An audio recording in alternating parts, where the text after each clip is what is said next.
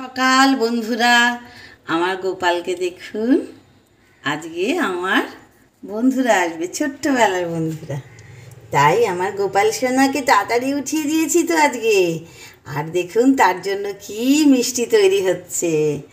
আর সেই মিষ্টি ভোগ দিয়ে প্রসাদ হবে যখন, আমার সেই ছোট্টবেলার বন্ধুদের জন্য সেটা হবে স্পেশাল মিষ্টি। মিষ্টি তৈরি করার জন্য দেখছেন এগুলো হচ্ছে ব্রেড বা পাউরুটিগুলোকে আমি চৌকো চৌকো করে কেটে ঘিয়ে ভেজে রেখেছি। আর আজকে একটু অন্যরকম, এই যে এটা দেখছেন হচ্ছে আখরোটটাকে ঘিয়ে ভেজে কুচিয়ে রেখেছি। আর এখানে দেখুন আমি দুধটাকে ঘন করে রেখেছি। এই দুধটা আপনার কীরকম দেখুন, এটা আমি এর মধ্যে এলাচ সবই দিয়েছি, আর একটু কাস্টার্ড পাউডার গুলে দিয়েছি। হ্যাঁ, তো খুব বেশি ঘন নয়, এই দেখুন এরকম করেছি। তারপরে আমি ভিজিয়ে দেব। দেখুন আমি একটা একটা করে এখানে সাজিয়ে দিচ্ছি, তারপরে আমি উঠিয়ে দেব। আপনাদের খুবই ভালো লাগবে। এটা একদম ঘরে বানানো মিষ্টি হচ্ছে। এটা আমি খেয়েছিলাম কোথায় জানেন? এটা খেয়েছিলাম একটা রেস্টুরেন্টে অনেক দিন আগে, বুফেতে খেতে গেছিলাম।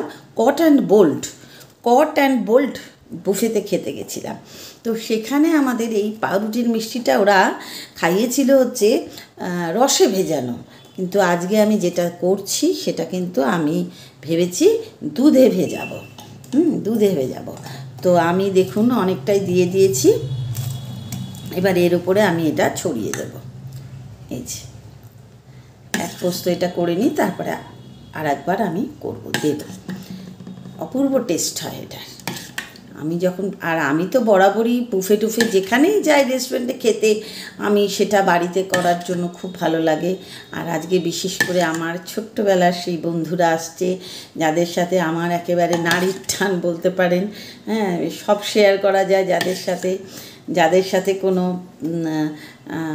আদান প্রদান, অর্থাৎ যেটা অন্যদের সাথে হয় বড় হলে, সেরকম কিছু ব্যাপার নেই।